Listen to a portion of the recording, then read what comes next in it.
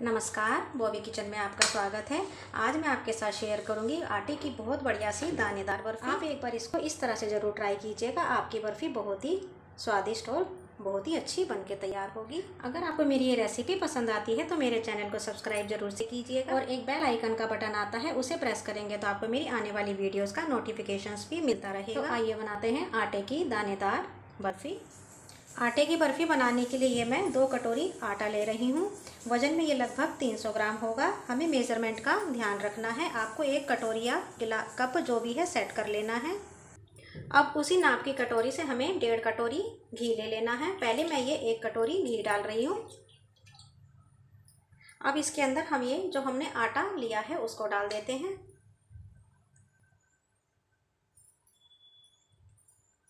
शुरू में हमें गैस की फ्लेम को हाई रखते हुए आटे को अच्छी तरह से घी के अंदर मिक्स कर लेना है।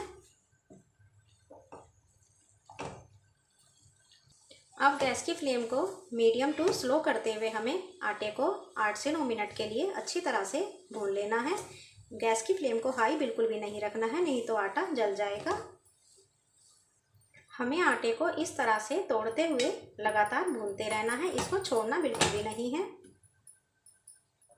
हमें आटे को भूनते हुए 8-9 मिनट हो चुके हैं।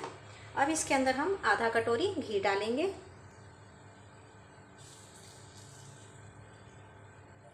अब हमें घी को आटे के साथ अच्छी तरह से मिक्स कर लेना है।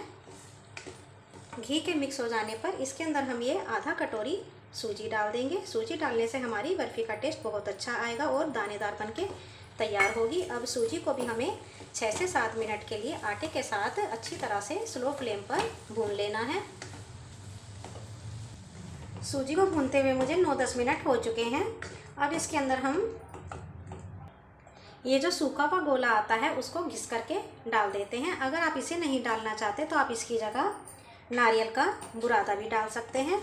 और इसको भी हमें 2-3 मिनट तक इसी तरह से अपने मिक्सचर के साथ भून लेना है, जिससे नारियल का सूखे हुए गोले का कच्चापन निकल जाए। आप चाहें तो इसके अंदर ड्राई फ्रूट्स भी डाल सकते हैं। मैं बिना ड्राई फ्रूट के बना रही हूँ। मैं ड्राई फ्रूट इसके ऊपर से लगाने वाली हूँ। तो इसको भूनते हुए मुझे 2-3 मिनट हो चुके हैं। अब हम गैस की फ्लेम को ऑफ कर देंगे और अभी हम चाशनी की तैयारी कर लेते हैं। अब हम ये एक कढ़ाई लेंगे, उसके अंदर हमें ये कटोरी वही है जिससे हमने आटा लिया है, और ये आधा कटोरी चीनी ले लेंगे, यानी कि हमें टोटल 1.5 कटोरी चीनी लेनी है। और इसके अंदर हमें ये 1 कटोरी पानी डाल देना है।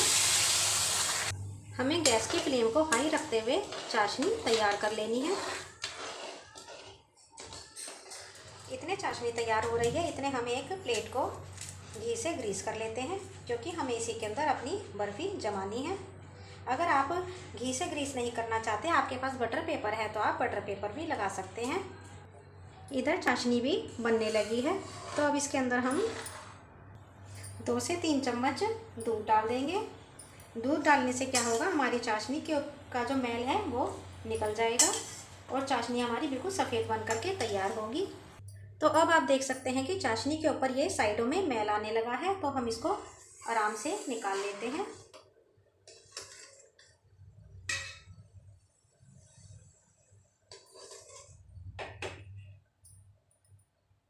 तो अब आप देख सकते हैं कि हमारी चाशनी बिल्कुल क्रिस्टल क्लियर हो गई है, इसके अंदर से मैल उतर चुका है।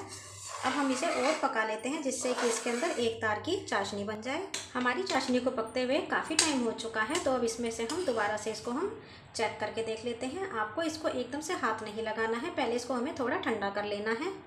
अब यह ठंडा हो चुका है, तो हम इसे हम चेक कर लेते हैं। आपको इस तरह से देखना है, अगर इसमें एक तार ये देखिए बंद रहा है, खिंच रहा है, तो हमें इसकी एक तार की चाशनी हमें इसको समझ लेना चाहिए। हमारी चाशनी बन करके तैयार है। अब हम गैस की फ्लेम को ऑफ कर देंगे। अब हमें इसके अंदर जो हमने ये आटे को भून के रखा है उसको हमें मिला देना है। इसको हमें गर्म नहीं करना है, जितना ये ठंडा हो चुका है हमें इसको ऐसे ही इसके अंदर डाल देना है। अब हमें इसको अच्छी तरह से चाशनी के अंदर मिक्स कर लेना है।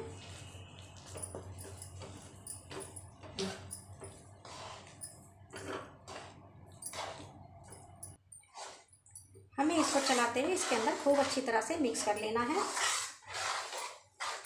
इसके अंदर एक भी लम्स नहीं होना चाहिए। हमें इसको इस तरह से प्रेस कर करके इसको अच्छी तरह से हम मिक्स कर लेंगे।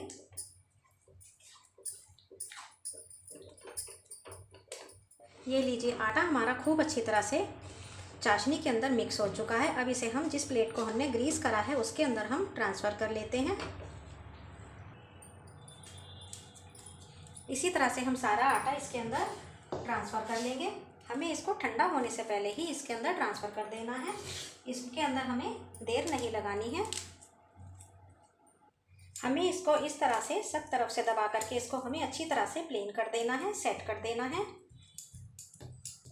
इसको ऊपर से अच्छी तरह से प्लेन करने के बाद अब इसके ऊपर से हम थोड़े से ड्राई फ्रूट्स लगा देते हैं। ड्राई फ्रूट्स लगाने के बाद इनको प्रेस ज़रूर कर देना है, नहीं तो ये जब हम काटेंगे ड्राई फ्रूट्स अलग हो जाते हैं। आप अपनी इच्छा से कोई भी ड्राई फ्रूट्स इसके ऊपर लगा सकते हैं। जो भी आपको ड्राई फ्रूट पसंद है आप वह लगाइए। अगर आपने एक बार इस तरह से आटे की बर्फ़ी बना ली तो आप हर बार इसी तरह से बनाएंगे और आप इसका स्वाद नहीं भूल पाएंगे। यह बिल्कुल दानेदार बन करके और बहुत ही टेस्टी तैयार होती है। अब हमें इन ड्राई फ्रूट्स को किसी स्पून की हेल्प से अच्छी तरह से प्रेस कर देना है, जिससे कि हमारी बर्फ़ी के अंदर खूब अच्छे से सेट हो जाए। अब हमें इसको 15 मिनट से लेकर के 30 मिनट तक के लिए रेस्ट के लिए छोड़ देना है। इतने में हमारी बर्फ़ी जम करके तैयार हो जाती है। 15-20 मिनट हो चुके हैं। बर्फ़ी हमारी हल्की सी गुनगुनी सी है। हमें इसी टाइम पर इसको काट लेना चाहिए, क्योंकि ज़्यादा ठंडी होने के बाद यह कटती भी नहीं है, तो इसलिए हमको इसी स्टेज पर इसको काट लेना है। तो अब आप देख सकते हैं कि कितनी आराम से हमारी बर्फ़ी कट रही है।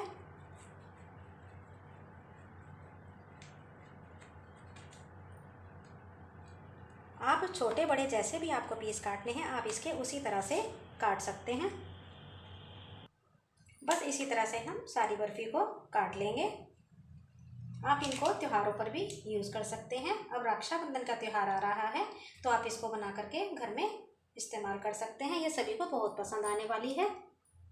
अब मैं आपको इसमें से एक बर्फ़ी उठा करके दिखाती हूँ। देखिए कितनी अच्छी बर्फ़ी बन करके तैयार हुई है, बिल्कुल भी टूट नहीं रही है और बहुत ही अच्छी यम्मी सी बर्फ़ी बन करके हमारी तैयार हुई है। अगर आपको मेरी ये रेसिपी पसंद आती है तो मेरे चैनल को सब्सक्राइब ज़रूर से कीजिएगा।